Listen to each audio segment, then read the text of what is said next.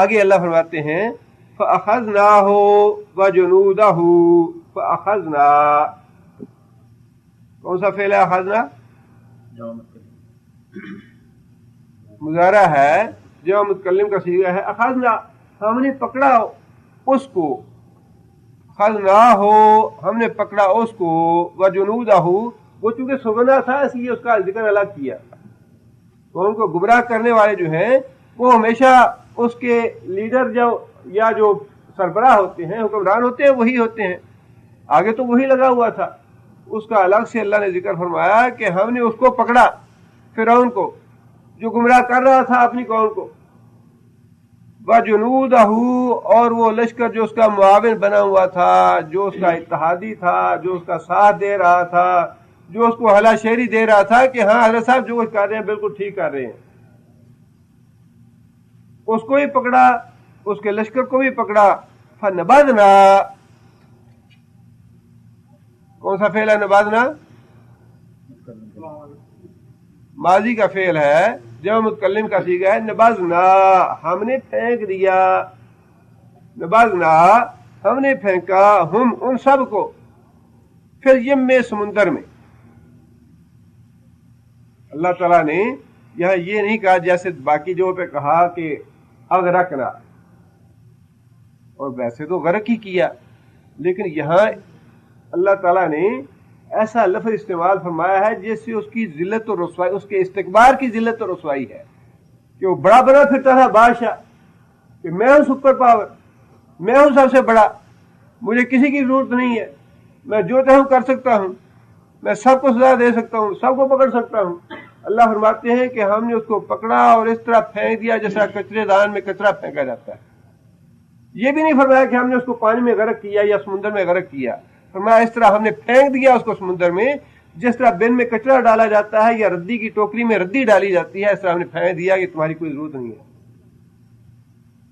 دنیا کی بیکار ترین چیز ہو تم۔ حالانکہ وہ استکبار کر رہا تھا، دنیا کا خدا بنا ہوا تھا، نہ ربکم اللہ اعلیٰ، میں تمہارا سب سے بڑا رب۔ ہماری گرفت بڑی مضبوط ہے اس قوم پہ، ان فوقہم قاہرون، اللہ نے قرآن مجید میں اس کے الفاظ یہ نقل فرمائے ہیں کہ بنی اسرائیل کو وہ کہتا تھا کہ ان فوقہم قاہرون، ہم بڑے قہار ہیں، بڑی قاہر ہیں، بڑی زبردست قوت ہے ہماری، ہم بڑا مضبوطی سے پکڑ سکتے ہیں، ان کو گرفت کر سکتے ہیں۔ اللہ نے فرمایا کہ اس نے استکبار کیا، تکبر کیا، ہم نے اسے پکڑا اور اس کو پکڑ کے سمندر میں پھینک دیا۔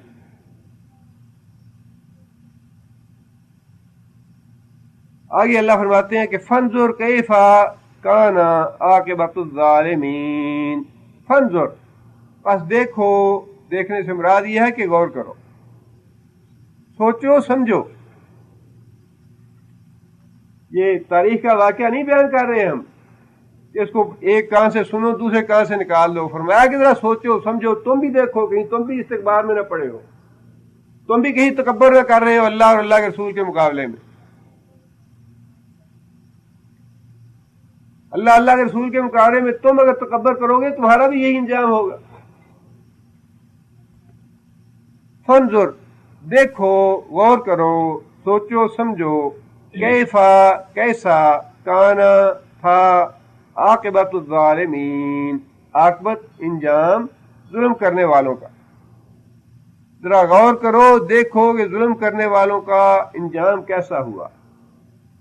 جو بھی ظلم کرتا ہے اللہ تعالیٰ اس کو پکڑتا ہے، اس کی گرفت کرتا ہے، لیکن اللہ کے ہاں پکڑنے کا وقت ہے، جب تک وہ وقت نہیں آتا اللہ مہلت دیتے ہیں۔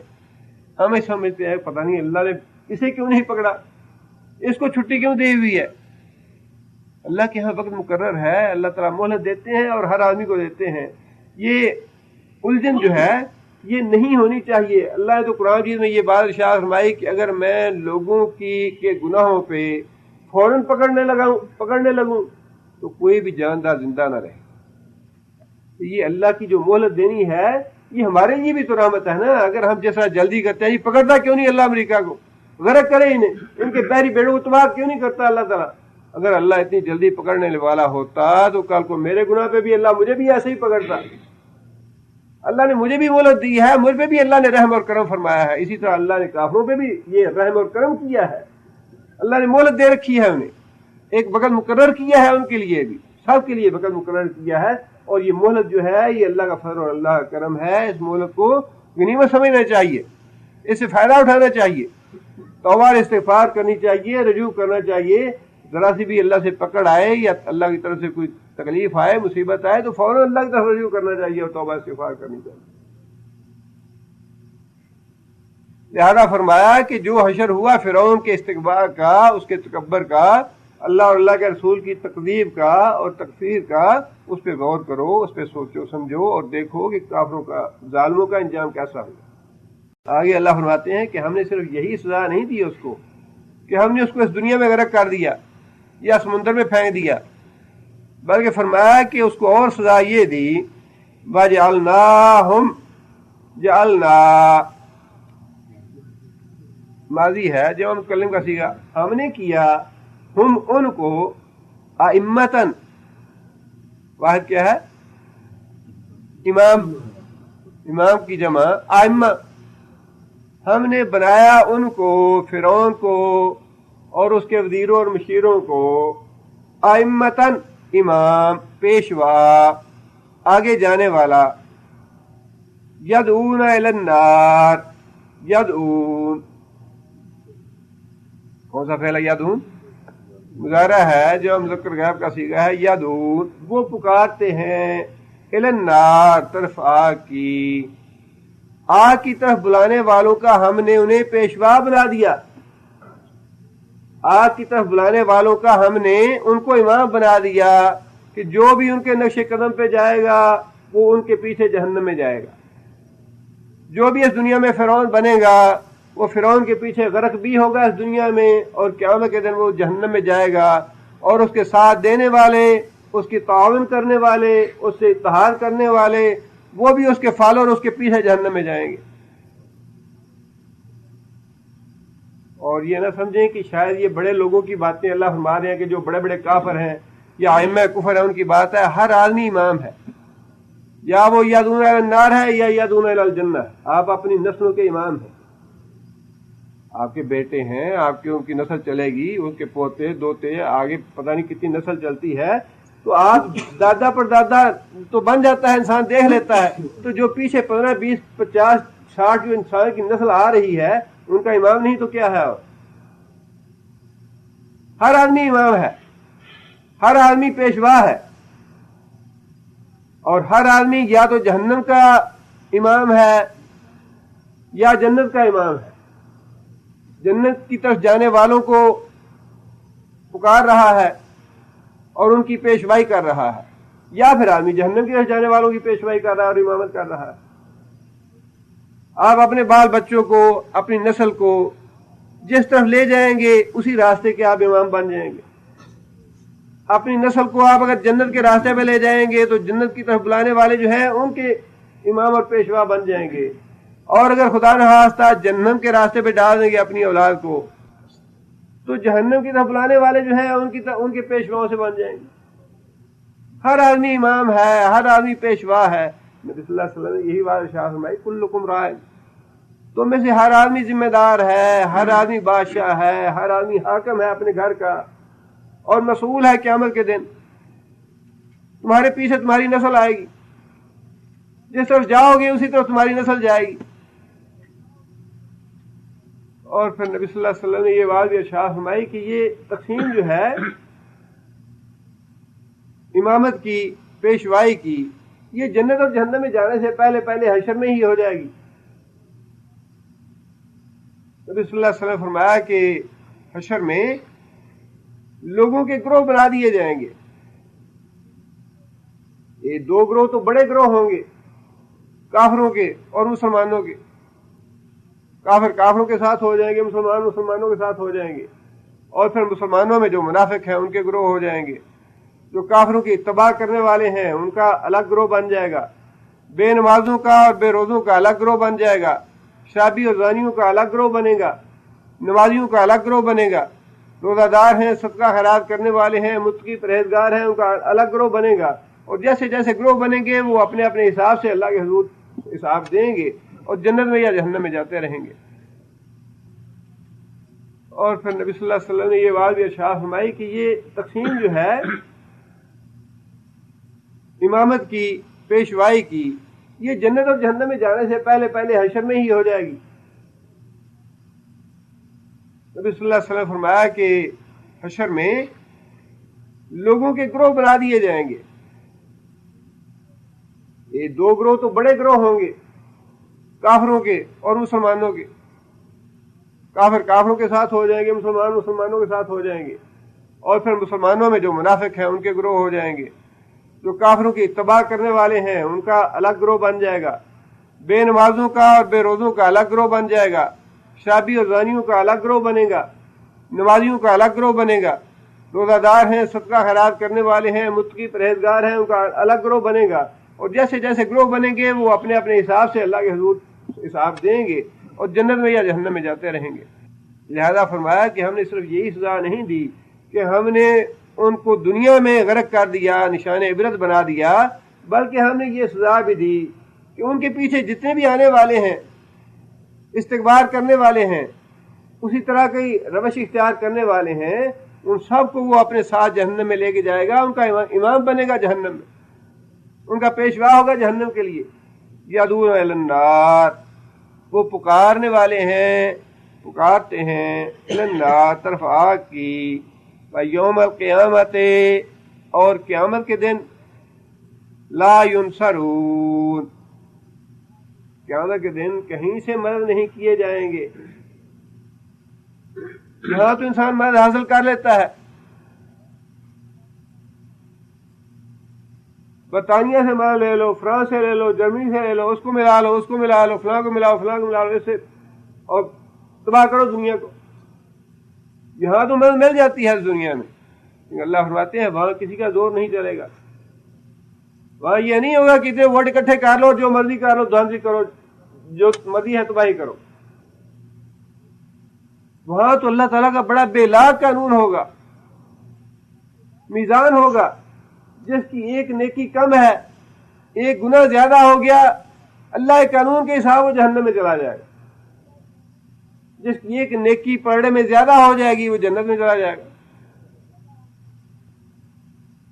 جو اللہ کا قانون ہے وہ سب کے لیے ایک جیسا ہوگا، اور اللہ نے فرمایا کافر، استکبار کرنے والے، اللہ اور اللہ کے رسول کے مقابلے میں سرکشی کرنے والے کہیں سے مدد حاصل نہیں کریں گے، کہیں سے انہیں مدد نہیں ملے گی۔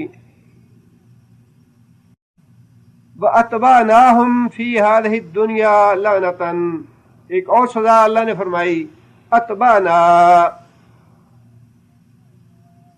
کون سا فعل اتبانا؟ مضارع ہے، جو متکلم واحد متکلم کا صیغہ ہے، ماضی کا ہے، جو متکلم کا صیغہ ہے، اتبانا، ہم نے پیچھے لگا دی، ہم ان کے، فی ہذہ الدنیا، اس دنیا میں، لعنتا، لعنتا، لعنت، اس دنیا میں یہ بھی سزا ہم نے دی کہ قیامت تک لوگ فرعون پہ لعنت ڈالتے رہیں گے، اس کے ساتھیوں پہ، اس کے اتحادیوں پہ، اس کے وزیروں اور مشیروں پہ قیامت تک لعنت ڈالتے رہیں گے۔ لعنت کا مطلب یہ ہے کہ تم قیامت کے دن اللہ کی رحمت سے محروم رہو، اللہ کے عذاب میں مبتلا رہو، اللہ تمہارے گناہ معاف نہ کرے۔ کافر جتنے بھی ہیں ملعون ہیں، مرتد بھی ملعون ہیں، منافق بھی ملعون ہیں، سارے اللہ کی رحمت سے دور ہیں، شیطان ابلیس ملعون ہے۔ ملعون کا مطلب یہ ہے کہ اللہ کی رحمت سے دور ہونا۔ جتنے بھی اہل ایمان آئیں گے وہ سارے کے سارے بد دعا کرتے رہیں گے فرعونیوں کے لیے اور ان کے نقش قدم پہ چلنے والوں کے لیے کہ تم لوگ اللہ کی رحمت سے معروم رہو، اللہ تمہیں عذاب میں گرفتار کرے، اللہ تمہیں جہنم میں ڈالے۔ اور فرمایا یوم القیامت، اور قیامت کے دن، ہم، وہ سارے کے سارے، فرعون بھی، اس کے لشکر بھی، من المقبوحین، مقبوحین کون سا فعل ہے؟ مفعول ہے یہ۔ قباحت کا لفظ اردو میں استعمال ہوتا ہے، قباحت کا معنی ہے برائی۔ اس کام میں کیا قباحت ہے بھائی؟ قباحت کا معنی ہے عیب یا برائی۔ مقبوحین وہ لوگ جو برائی میں مبتلا ہوں گے، मुब्तला किए जाएंगे। क़यामत के रोज़ वो सारे के सारे बुराई में मुब्तला किए जाएंगे। क़यामत के रोज़ से ये गलतफहमी नहीं होनी चाहिए कि इससे मुराद वाकई वो जहन्नम या जहन्नम में जब डाले जाएंगे रोज़े हिसाब तो वही इससे मुराद है, इसलिए कि क़यामत सूग़रा तो इंसान की मौत के साथ शुरू हो जाती है। क़यामत सूग़रा जो है मौत के साथ ही शुरू हो जाती है, और काफिरों का जो सज़ा का सिलसिला है मौत के साथ शुरू हो जाता है। कुरान मजीद में खुद अल्लाह ताला ने ये बात इरशाद फरमाई कि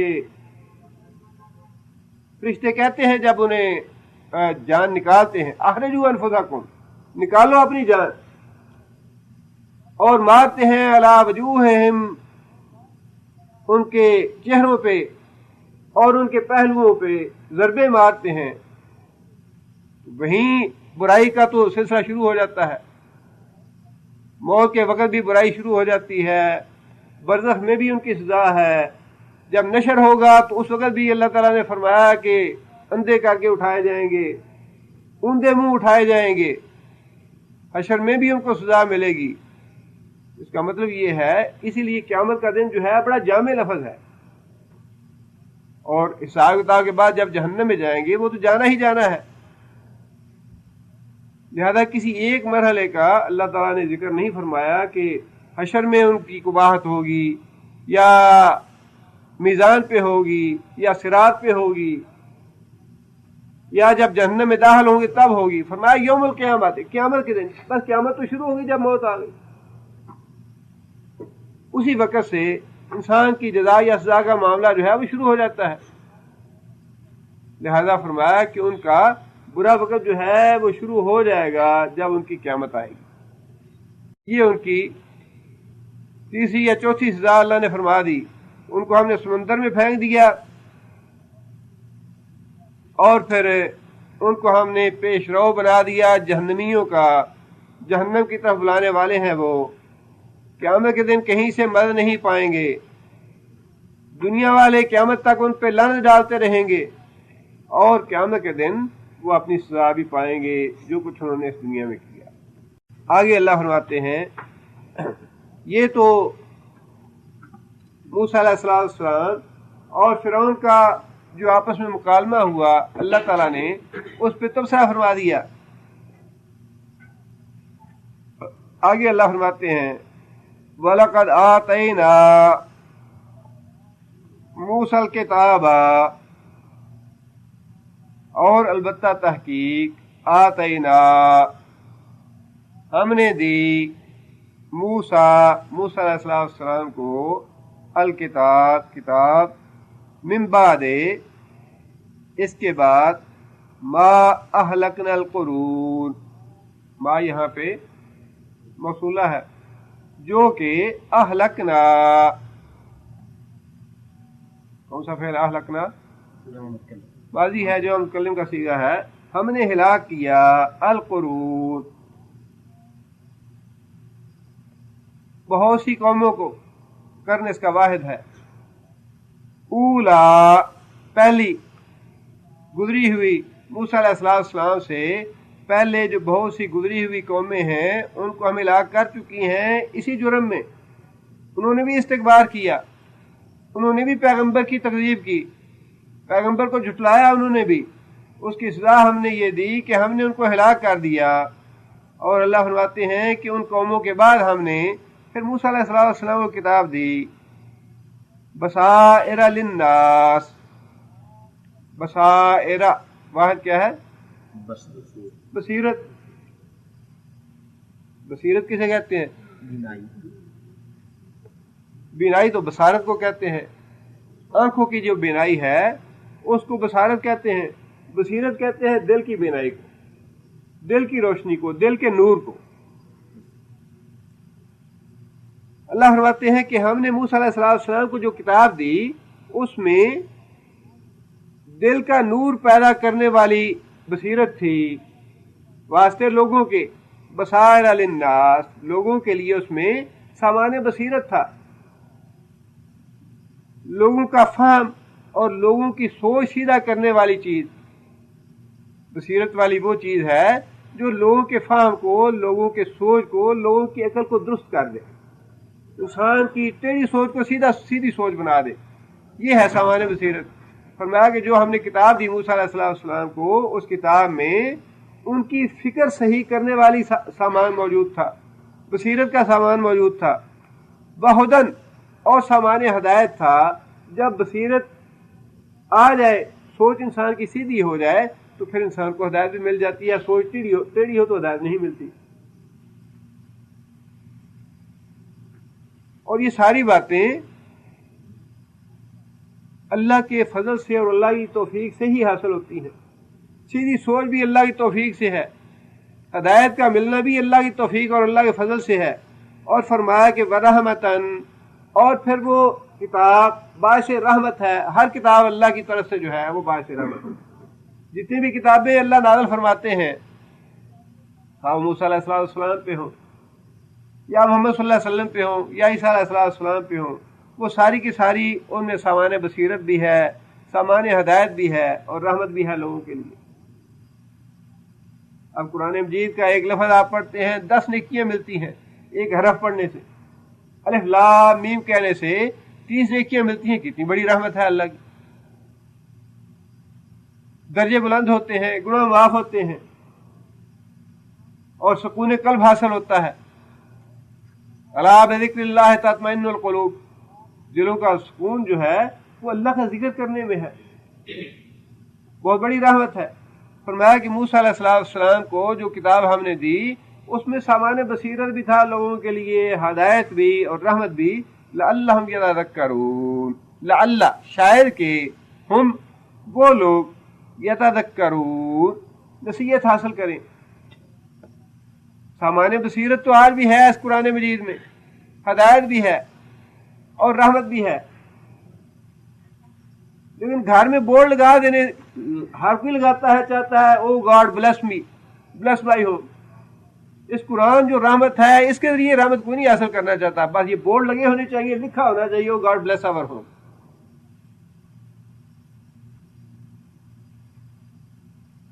یہ تکلیف گوارا کوئی نہیں کرے گا کہ رحمت جو جس کو اللہ نے رحمت فرمایا ہے، رحمت اس کے ذریعے حاصل کی جائے. جو رحمت حاصل کرنے کا ذریعہ ہے اس سے حاصل کرے رحمت کو. لعلہم یتذکرون، شاید کہ لوگ حاصل کریں نصیحت سے. اب وہی بات ہے، ویسے تو عربوں کے لحاظ سے مسلمان ہیں، لیکن عربوں مسلمانوں میں سے کتنے ہیں جو قرآن سے رحمت حاصل کرتے ہیں، قرآن سے نصیحت حاصل کرتے ہیں، قرآن سے رہنمائی حاصل کرتے ہیں. اس لیے اللہ تعالیٰ نے بھی بڑا موضوع اور مناسب لفظ استعمال فرمایا، لعلہم، جس کے نصیب میں ہوگا وہ نصیحت حاصل کرے گا. آگے اللہ تعالیٰ نے جواب دیا اس بات کا جو اعتراض کرتے تھے کفار کہ محمد صلی اللہ علیہ وسلم تو بڑی پڑھائی باتیں سکھاتے ہیں آ کے ہمیں، یا کوئی انہیں پڑھاتا ہے آ کے، یا کوئی جن آتا ہے ان کے پاس، اور یہ بات ماننے کے لیے تیار نہیں تھے کہ نبی سے فرشتہ آتا ہے واہی لے کے اللہ کا پیغام اور محمد صلی اللہ علیہ وسلم اللہ کے پیغمبر ہیں. یہ بات ماننے کے لیے تیار نہیں تھے. کبھی یہ کہتے خود لکھتے ہیں، کبھی کہتے کوئی اجمی آ کے لکھاتا ہے، کبھی کہتے کوئی پڑھا لکھا انسان ہے جیسے پڑھتے ہیں جا کے. سارے باتیں مختلف اعتراض تھے. اللہ تعالیٰ نے بڑی حکمت کے ساتھ ان کا جواب دیا. اللہ فرماتے ہیں کیونکہ موسیٰ علیہ السلام کا واقعہ چل رہا ہے، لہذا موسیٰ علیہ السلام کے واقعے کے حوالے سے ہی اللہ تعالیٰ یہ بات ارشاد فرما رہے ہیں. وما کنتا، یہاں ما کون سا ہے؟ نافیہ ہے. وما کنتا، اور نہیں تھا تو، بجانب الغربی، یہ غربی سمت میں، تو غربی سمت موجود نہیں تھا. اذ، جب، قضینا، کون سا فعل ہے قضینا؟ ماضی ہے جو متکلم کا صیغہ ہے. قضا کا معنی پورا کرنا. قضینا، ہم نے فیصلہ کیا، ہم نے مکمل کیا، ہم نے پورا کیا. الی، طرف، موسیٰ الامر، موسیٰ کی امر کو، امر سے مراد رسالت. جب رسالت دی ہم نے موسیٰ علیہ السلام کو، غربی جانب سے مراد وادی سینا جو ہے وہ حجاز سے مغرب کی سمت ہے، لہذا یہاں غربی جانب سے مراد حجاز کی مغربی سمت ہے، یعنی حجاز کی مغربی سمت وادی سینا میں جب کوہ طور پہ اللہ تعالیٰ نے موسیٰ علیہ السلام کو رسالت عطا فرمائی، اس کا حوالہ دیا ہے اللہ نے کہ یہ باتیں آپ ان لوگوں کو بتا رہے ہیں۔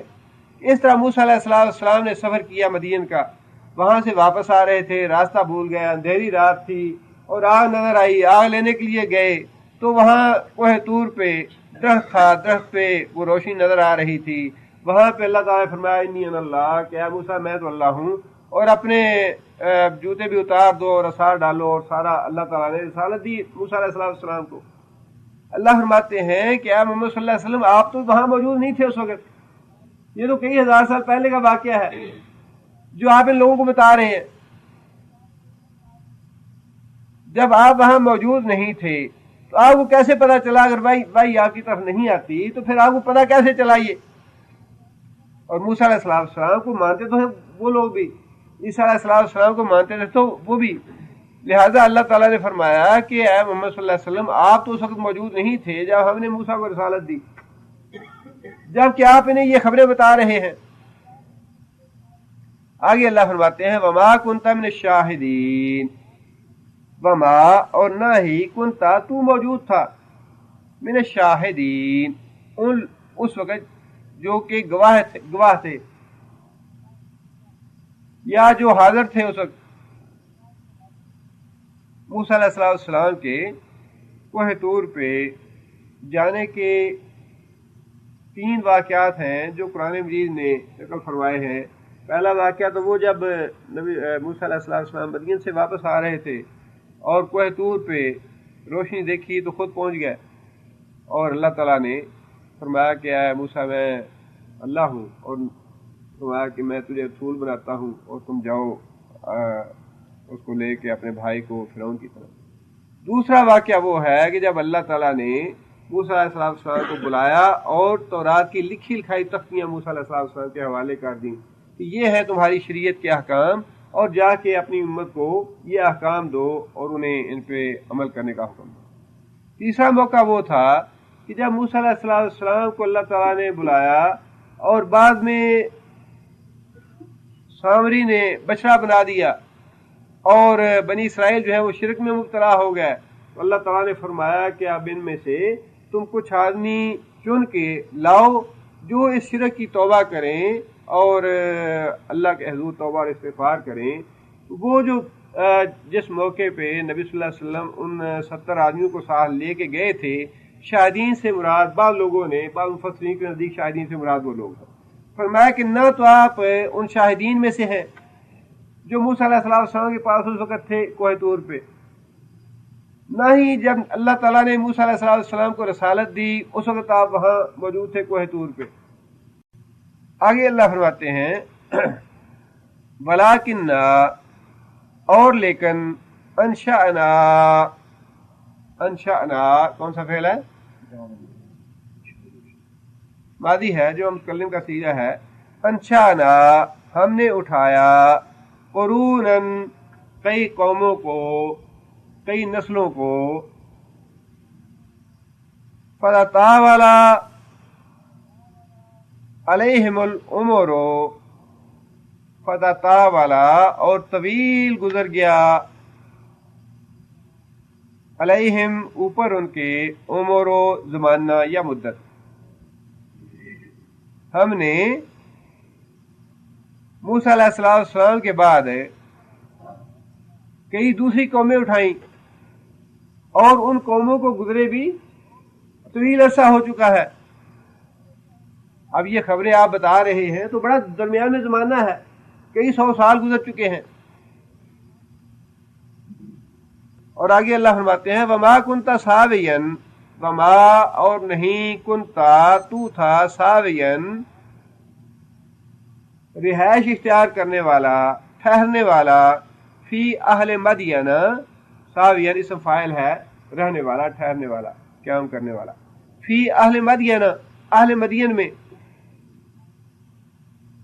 ततलू अलैहिम, ततलू तू तलावत करता है, तू बताता है, तू पढ़ता है, अलैहिम ऊपर इनके, हमारी आयातना, हमारी आयतें, यानी ये सारी जो आयतें तुम इनके सामने पढ़ रहे हो कुफार मक्का के सामने, ये सारी आयतें वो हैं, ये सारे वाक़यात वो हैं जिनमें तुम बनफ्स नफीस मौजूद नहीं थे। कोह तूर पे तुम मौजूद नहीं थे जब रिसालत दी, कोह तूर पे जब मूसा अलैहिस्सलाम 70 आदमी लेके गए उस वक्त आप मौजूद नहीं थे, और फिर मदीन जब मूसा अलैहिस्सलाम के 10 साल वहां गुजारे, वहां भी आप मौजूद नहीं थे, लेकिन ये सारी बातें आप इनको सुना रहे हैं, कोह तूर का वाक़या सुना रहे हैं, और फिर उसके बाद सामरी का वाक़या, बछड़े की पूजा का मामला, 70 आदमियों का कोह तूर पे लेके जाना, ये सारी बातें, फिर मिस्र से मदीन जाना, वहां जाके 10 साल गुजारने, वहां से अहलिया के साथ वापस पलटना मूसा अलैहिस्सलाम का, ये सारे वाक़यात आप इन्हें सुना रहे हैं, हालांकि इन वाक़यात के आप बिनफ्स नफीस शाहिद नहीं, ना ही आप मौजूद थे उस मौके पे। तो फिर इन लोगों को सोचना चाहिए कि अगर ये वाही के जरिए इन्हें मालूम नहीं हुआ तो कैसे मालूम हुआ।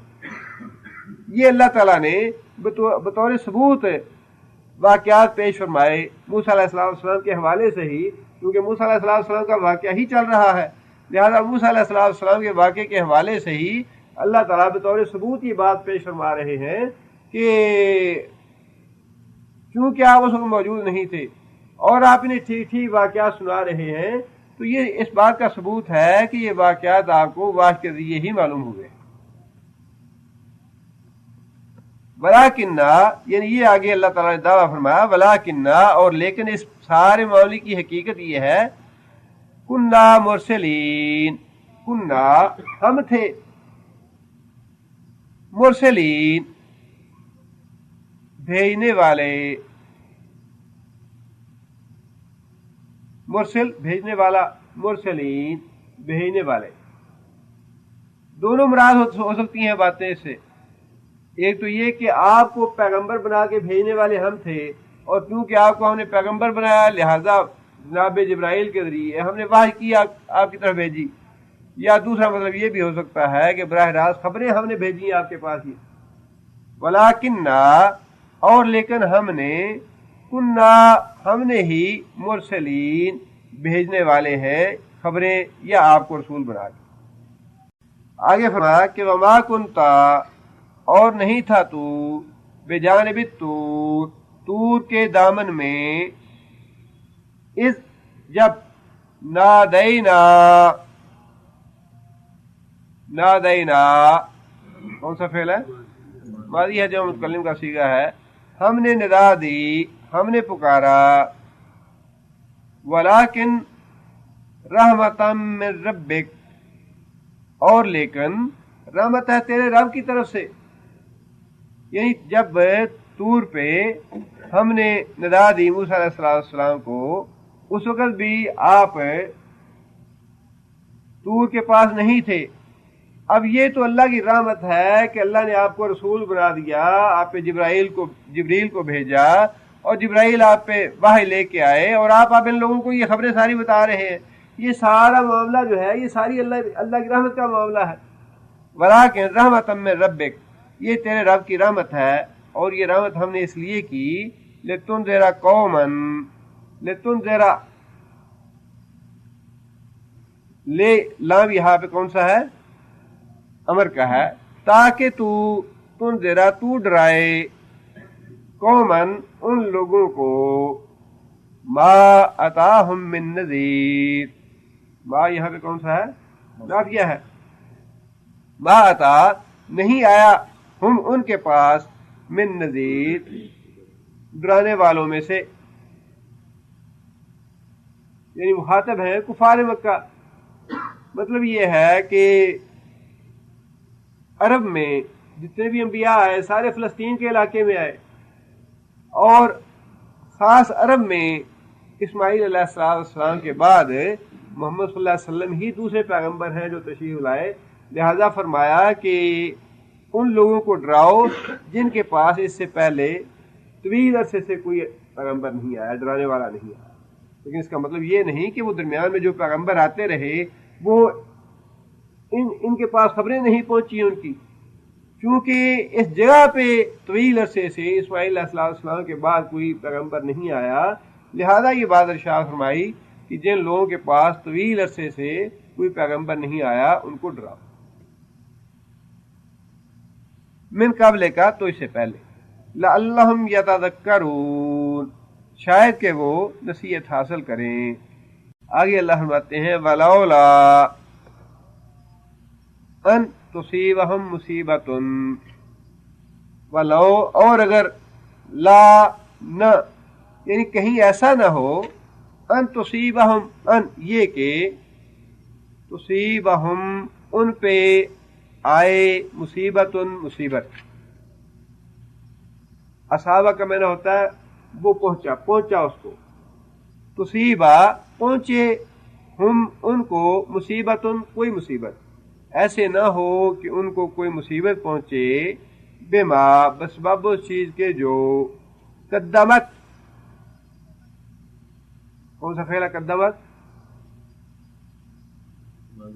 ماضی ہے، بعد مؤنث غائب کا صیغہ ہے، قدمت اس نے آگے بھیجا، ایدیہم ان کے ہاتھوں نے، کہیں ایسے نہ ہو کہ ان کے ہاتھوں نے جو آگے بھیجا اس کے سبب سے کوئی ان پہ مصیبت آ جائے، اللہ کی پکڑ آ جائے ان پہ، اللہ کا عذاب آ جائے ان پہ، فَيَقُولُوا پھر وہ یہ بات کہیں، ربنا اے ہمارے پروردگار، لولا ارسلتا، لولا کیوں نہ، ارسلتا تو نے بھیجا، الینا ہماری طرف، رسولاً ایک رسول، فنتبع،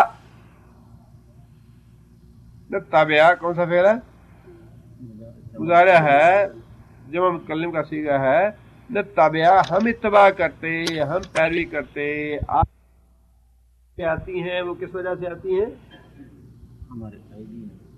بما قدمت ایدیہم، بڑی صاف اور سیدھی بات ہے، بڑے واضح الفاظ میں اللہ نے یہ بات ارشاد فرما دی کہ لوگوں پہ جو مصیبتیں آتی ہیں، تکلیفیں آتی ہیں، پریشانیاں آتی ہیں، وہ اپنے کرتوتوں کی وجہ سے، اپنے گناہوں کی وجہ سے آتی ہیں۔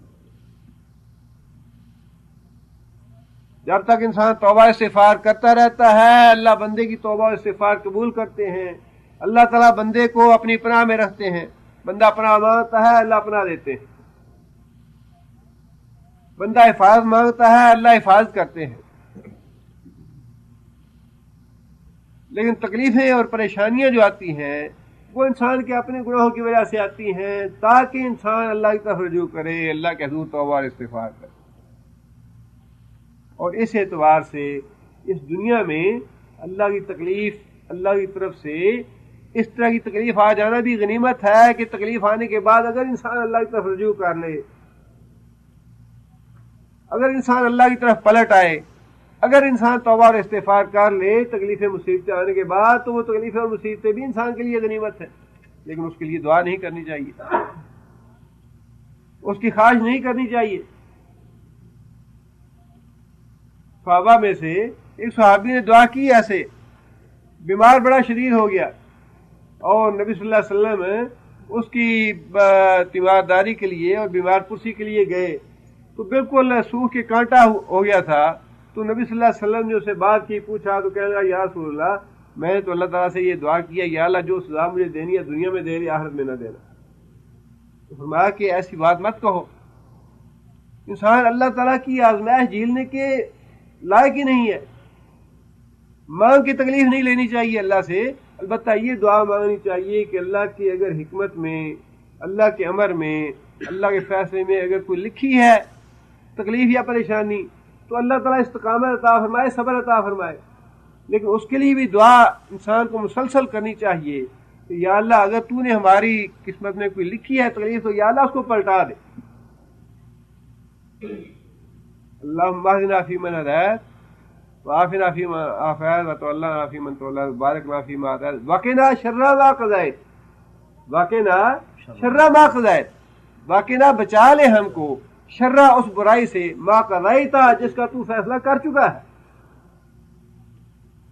یا اللہ اگر تو ہمارے حق میں کسی برائی کا، کسی آزمائش کا، کسی مصیبت کا فیصلہ کر چکا ہے، واقعی نہ یا اللہ ہمیں بچا لے اس سے۔ اسی لیے نبی صلی اللہ علیہ وسلم نے یہ بات ارشاد فرمائی ہے، لا يرد القضاء الا الدعاء۔ ترمذی کی صحیح حدیث ہے کہ قضاء کو بدلنے والی کوئی چیز نہیں سوائے دعا کے۔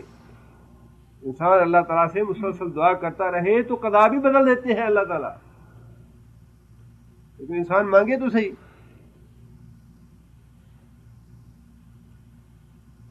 ایک دوسری صورت بھی ہے تکلیفوں اور مصیبتوں اور پریشانیوں کی، اور وہ ہے انسان کی کبھی اگر اللہ آزمائش کرنا چاہیں اور وہ اللہ کے جو بڑے مقرب بندے ہیں ان کے لیے ہے، جن کے اللہ تعالیٰ درجات بلند کرنا چاہتے ہیں، جو واقعی اللہ تعالیٰ کے بڑے محبوب لوگ ہیں۔ اس لیے نبی صلی اللہ علیہ وسلم نے یہ بات ارشاد فرمائی کہ سب سے زیادہ مصیبت مجھ پہ آئی ہے، جتنی مصیبتیں مجھ پہ آئی ہیں اتنی مصیبت اور کسی پیغمبر پہ نہیں آئی، اور میرے بعد سب سے زیادہ مصائب اور آلام پیغمبروں نے دیکھے ہیں، اور میرے بعد پھر جیسے جیسے متقی اور پرہیزگار اور نیک لوگ ہوں گے ویسے ویسے ان پہ مصیبت اور تکلیف آئے گی۔ اس کا مطلب یہ ہے کہ وہ جو بات ہے وہ تو جو اللہ تعالیٰ کے بڑے مقرب اور بڑے اللہ کے محبوب اور پسندیدہ اور جن کے اللہ تعالیٰ بڑے درجے بلند کرنا چاہتے ہیں ان کے لیے تو ہے وہ، اور ہم جیسے گناہگار ہمیں اس غلط فہمی میں مبتلا نہیں ہونا چاہیے کہ ہمیں اللہ آزما کے ہمارے درجے بلند کر رہا ہے۔ ہمیں تو یہی سمجھنا چاہیے کہ ہماری گناہوں کی یہ سزا ہے، اور اللہ کے حضور توبہ استغفار کرنی چاہیے اپنے گناہوں کے لیے، اپنے گناہوں کی معافی مانگنی چاہیے اللہ سے۔ ایک بات تو یہ، اور دوسری بات یہ جو عملاً ہوگی بھی وہ یہ ہے کہ انسان وقت سے فائدہ نہیں اٹھاتا۔ اللہ فرماتے ہیں کہ ایسے نہ ہو کہ جب مصیبت آ جائے تو پھر انسان کہے اوہو جی مجھے ہدایت کوئی بتاتا تو میں سیدھا چلتا، مجھے کسی نے بتایا ہی نہیں۔ بھئی جب صحت ہے، نبی صلی اللہ علیہ وسلم نے اسی لیے فرمایا کہ دو چیزیں جو ہے انسان بڑا ان کے بارے میں غلط فہمی کا شکار ہے، بڑے دھوکے میں پڑا ہوا ہے۔ فرمایا کہ ایک تو صحت اور دوسری فراغت۔ صحت ہوتی ہے تو انسان کو ایسے لگتا ہے کہ بیماری تو کوئی چیز ہی نہیں ہے، بیمار تو ہونا ہی نہیں، کبھی بیماری کا پتہ ہی نہیں ہے۔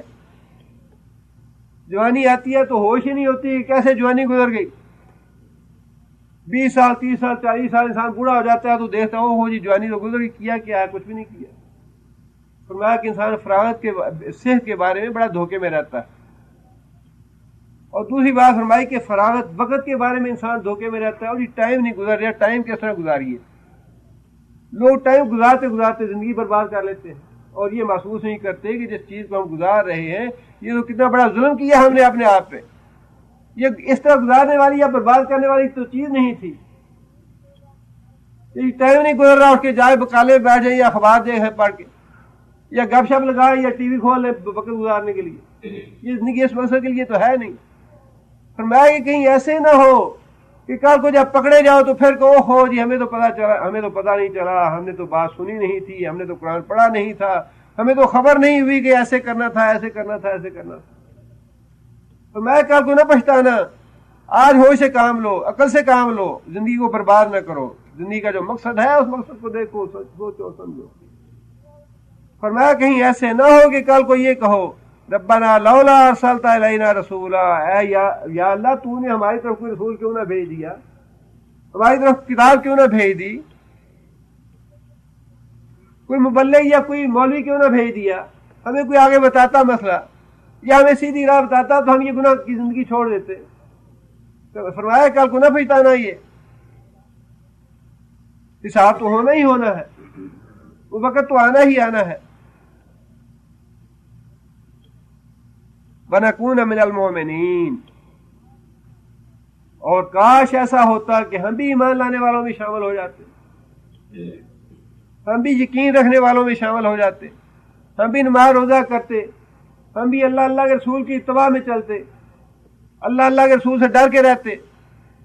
آگے اللہ فرماتے ہیں لیکن ان کا حال یہ تھا، فلما، اللہ تعالیٰ فرماتے ہیں کہ ہم نے یہ سارا کام جو تھا رسول بنا کے بھیجا تمہاری طرف، اور تنبیہات بھیجی، نذیر بھیجا، بشیر بھیجا، یہ سارا کچھ ہم نے اس لیے بھیجا کہ کل کو تمہیں کوئی افسوس نہ رہے، کوئی حسرت نہ تمہارے دل میں باقی رہے، تم بہانہ نہ کر سکو قیامت کے دن، اس لیے ہم نے یہ کیا۔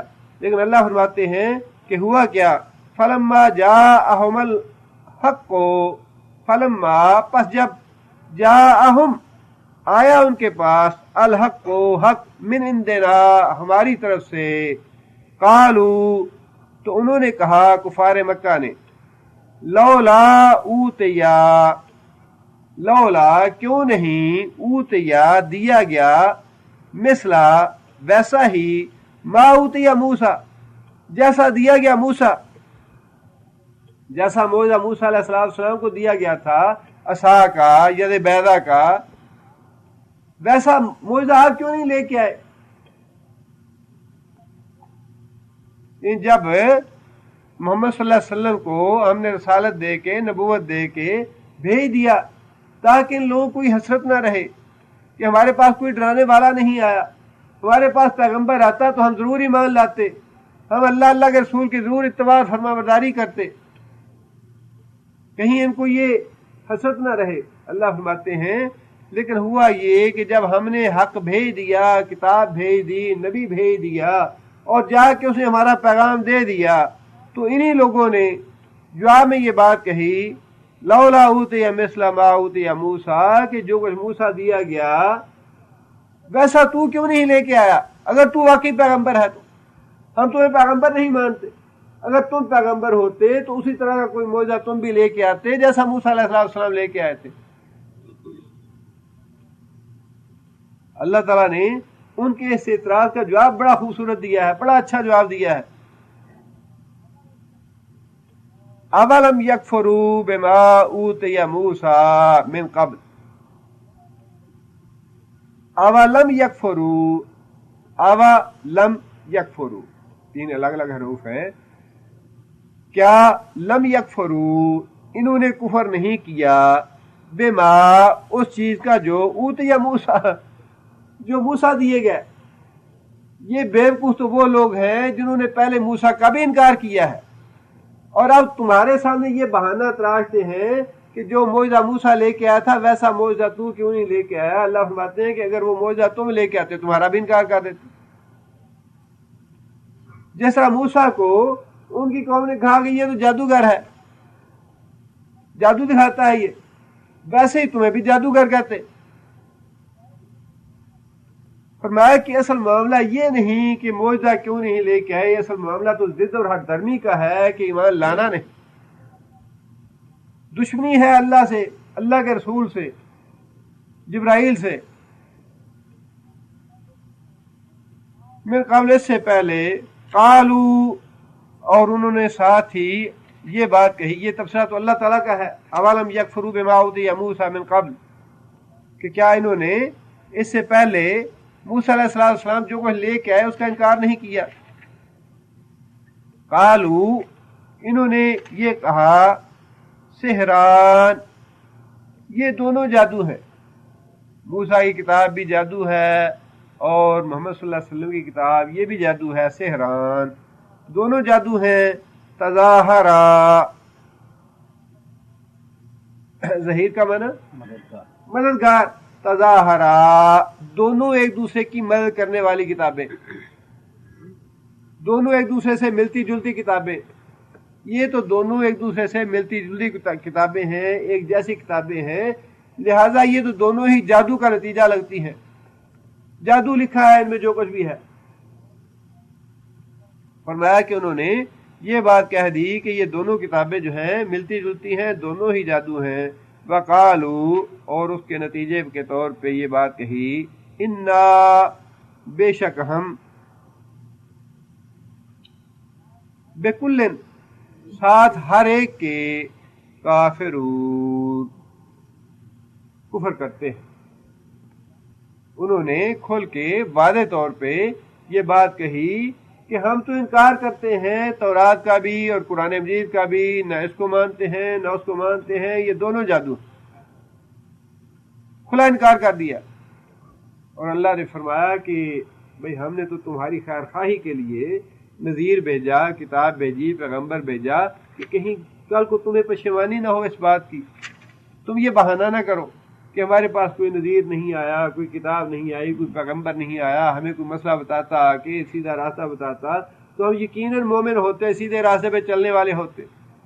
فرمایا لیکن ہوا یہ کہ جب ہم نے پیغمبر بھیجا، کتاب بھیجی، سیدھا راستہ بتانے والا نذیر اور بشیر آ گیا ان کے پاس، تو کہنے لگے کہ یہ تو ہم اس کو نہیں مانتے، یہ موسیٰ کی طرح کیوں نہیں آیا؟ اللہ فرماتے ہیں کہ صرف اسی بنیاد پہ انہوں نے نبی صلی اللہ علیہ وسلم کی تکذیب کی، نبی صلی اللہ علیہ وسلم کو جھٹلا دیا، قرآن مجید کو جادو کہہ دیا اور کہا کہ یہ تو دونوں ایک دوسرے سے ملتی جلتی کتابیں ہیں، لہٰذا ہم کسی کو بھی نہیں مانتے، اس کا بھی کفر ہے، اس کا بھی کفر۔ آگے اللہ تعالیٰ فرماتے ہیں قل فأتوا بکتاب من عند اللہ، قل اے محمد صلی اللہ علیہ وسلم ان سے کہیے، فأتوا کون سا فعل ہے؟ امر کا ہے۔ فاتو تم لے آؤ، بکتاب کوئی کتاب، من عند اللہ جو اللہ کی طرف سے ہو۔ قرآن کا تم نے انکار کر دیا کہ یہ اللہ کی طرف سے کتاب نہیں ہے۔ اب نبی صلی اللہ علیہ وسلم سے اللہ تعالیٰ نے یہ بات کہلوائی کہ اے محمد صلی اللہ علیہ وسلم آپ پھر انہیں یہ بات کہیے، فاتو بکتاب من عند اللہ، کہ اللہ تعالیٰ کی طرف سے جو صحیح کتاب آئی ہے، جو واقعی اللہ کی طرف سے کتاب آئی ہے، تم وہ لے آؤ۔ هو اہدا منہما، جو ان دونوں کتابوں سے اہدا، اہدا کیا ہے؟ تفضیل ہے، زیادہ ہدایت دینے والی، اہدا زیادہ ہدایت دینے والی، منہما ان دونوں سے۔ تم ایسی کتاب اللہ تعالیٰ کی طرف سے کوئی لے آؤ جو قرآن اور تورات سے زیادہ ہدایت دینے والی ہو۔ اتبع ہو، اتبع کون سا فعل ہے؟ مضارع ہے، واحد متکلم کا صیغہ ہے۔ اتبع ہو، میں اس کی پیروی کرنے کو تیار ہوں۔ اتبع ہو، میں اس کتاب کی پیروی کرنے کو تیار ہوں۔ یہ اللہ تعالیٰ نے، یعنی یہ کتنا اچھا اسلوب ہے دعوت کا اور دین کو پہنچانے کا کہ اللہ کے رسول نے فرمایا کہ مجھے ضد نہیں ہے حق کو تسلیم کرنے میں۔ نبی صلی اللہ علیہ وسلم کے اس انداز میں، اس اسلوب میں، نبی صلی اللہ علیہ وسلم کے اس طریقے میں جو بات بیان کی گئی وہ یہ ہے کہ تمہیں تو حق کو قبول کرنے میں ضد مانے ہے، مجھے حق قبول کرنے میں ضد مانے نہیں۔ اگر قرآن اور تورات سے زیادہ ہدایت یافتہ کتاب تم لے آؤ جو فی الواقع اللہ کی طرف سے ہو، فتبعوا، میں اس کی پیروی کرنے کو تیار ہوں رسول ہونے کے باوجود، اس لیے کہ مجھے حق کو قبول کرنے میں کوئی ضد نہیں ہے، بشرطے کہ ہو اللہ کی طرف سے، بشرطے کہ ہو واقعی اللہ کی طرف سے، تم لے آؤ، میں اس کی اتباع کرنے کو تیار ہوں۔ میرے اندر کوئی ضد نہیں ہے، کوئی ہٹ درمی نہیں ہے، کوئی یہ بات نہیں کہ یہ فلاں کی بات ہے، فلاں کی بات ہے، فلاں کی بات ہے۔ جو بات اللہ کی ہے، قرآن کی ہے، حدیث کی ہے، میں اس کو ماننے کے لیے خود تیار ہوں۔ یہ طریقہ ہونا چاہیے مومن کا بھی۔ یہ تعلیم دی اللہ کے رسول نے ہمیں کہ جب حق بات سامنے آ جائے، ثابت ہو جائے کہ یہ مسئلہ قرآن کا ہے، یہ حدیث ہے، تو پھر ضد مانے نہیں ہونی چاہیے جی میرا مسلک یہ ہے، میرا امام یہ ہے، میری فقہ یہ ہے، میرا فلاں یہ ہے، میرا فلاں یہ ہے، پھر ضد مانے نہیں ہونی چاہیے۔ فرمایا کہ تم لے آؤ، میں اس کو ماننے کو تیار ہوں، میں اس کی پیروی کروں گا۔ تم جو مان نہیں رہے، تم جو حجتیں پیش کر رہے ہو، جو بہانے پیش کر رہے ہو، اصل بات تو تمہاری ضد اور ہٹ درمی ہے جس وجہ سے تم مان نہیں رہے۔ حالانکہ جب حق سامنے آ جائے تو پھر اس کو ماننے میں کسی قسم کا کوئی عمل مانے نہیں ہونا چاہیے۔ جب پتہ چل جائے کہ یہ بات واقعی قرآن مجید کی ہے، اللہ کی بات ہے، تو پھر دے دو کس بات کی، یا تو پھر سیدھی طرح کافروں کی طرح کہہ دو کہ ہم کافر ہوں، کافر ہم مانتے نہیں، معاملہ ختم ہو گیا۔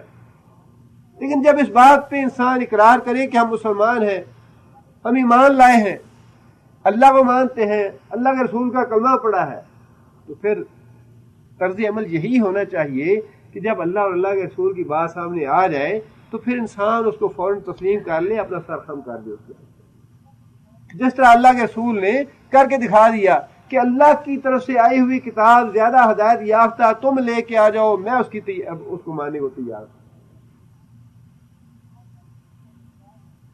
کفار کہتے تھے اللہ کی اولاد ہے، بڑا سمجھایا انہیں، قل هو اللہ احد اللہ الصمد لم یلد ولم یولد ولم یکن لہ کفوا احد۔ اللہ کی نہ بیوی ہے، نہ بچے ہیں، نہ اولاد ہے، یہ فرشتے اللہ کی بیٹیاں نہیں ہیں، کوئی اللہ کا بیٹا نہیں ہے، عزیر یا عیسیٰ علیہ السلام اللہ کے بیٹے نہیں ہیں، نہیں مان کے دیا قوم نے۔ بالآخر اللہ تعالیٰ نے نبی صلی اللہ علیہ وسلم کی زبان مبارک سے یہ بات کہلوا دی، قل ان کان للرحمن ولد فانا اول العابدین۔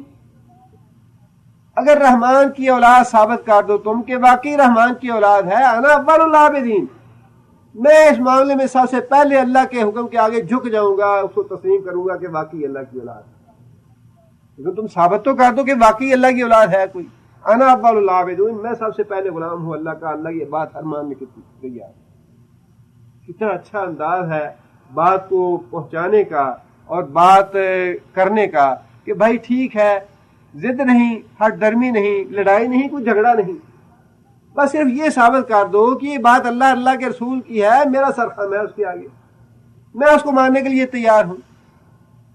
اور پیغمبر کی زبان سے یہ بات نکلوا دینی بہت بڑی بات ہے کہ اچھا بھائی تم تو مانتے نہیں میری بات، قرآن کی یا تورات کی ماننے کے لیے تم تیار نہیں، لیکن میرے اندر تو حق کو ماننے میں کوئی ضد یا کوئی ہٹ درمی مانے نہیں ہے، تم کوئی ایسی کتاب لے آؤ جو اللہ کی طرف سے ہو، واقعی اس سے زیادہ ہدایت یافتہ ہو، تو میں اس کی اتباع کرنے کو تیار۔ ان کنتم صادقین، اگر تم اپنی اس بات میں سچے ہو کہ یہ قرآن اور تورات اللہ کی طرف سے نہیں، تو پھر تم اللہ کی طرف سے جو کتاب آئی ہے تمہارے پاس ہے وہ لے آؤ اور ثابت کر دو کہ واقعی اللہ کی کتاب ہے، میں اس کی پیروی کر لوں گا، میں اس کے آگے سرخم کر دوں گا۔